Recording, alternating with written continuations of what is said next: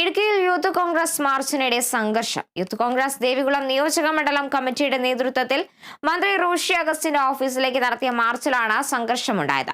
ദേശീയപാത 85ന്റെ ഭാഗമായ നേര്യമംഗലം വനമേഖലയിലെ നിർമ്മാണ പ്രതിസന്ധി പരിഹരിക്കാനുള്ള സർക്കാർ ഇടപെടൽ വൈകുന്നതിൽ പ്രതിഷേധിച്ചായിരുന്നു മാർച്ച്.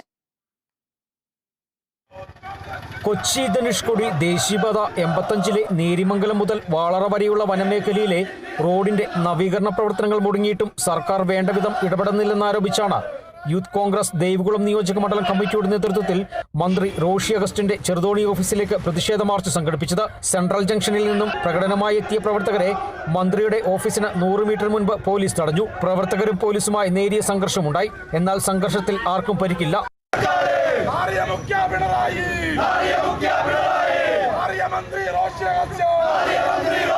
തുടർന്ന് നടന്ന പ്രതിഷേധ പരിപാടിയിൽ യൂത്ത് കോൺഗ്രസ് ദേവികുളം നിയോജക മണ്ഡലം പ്രസിഡന്റ് അനിൽ കനകൻ അധ്യക്ഷത വഹിച്ചു. മുൻ DCC പ്രസിഡന്റ് റോയ് കെ പൗലോസ് സമരം ഉദ്ഘാടനം ചെയ്തു. ഈ നാട്ടിൽ ഒരു മനുഷ്യൻ അദ്ദേഹത്തെ അറിയില്ലായിരുന്നല്ലോ, ഒരാൾ പോലും അദ്ദേഹത്തെ അറിയില്ലായിരുന്നല്ലോ. ആരും അറിയാത്ത റോഷി അഗസ്റ്റിൻ ഇടുക്കിയിലേക്ക് UDFന്റെ സ്ഥാനാർത്ഥിയായി തീരുമാനിച്ചു വന്നപ്പോ ഇരു കൈയും നീട്ടിയല്ലേ ഈ നാട്ടിലെ ജനങ്ങൾ നിങ്ങളെ സ്വാഗതം ചെയ്തത്.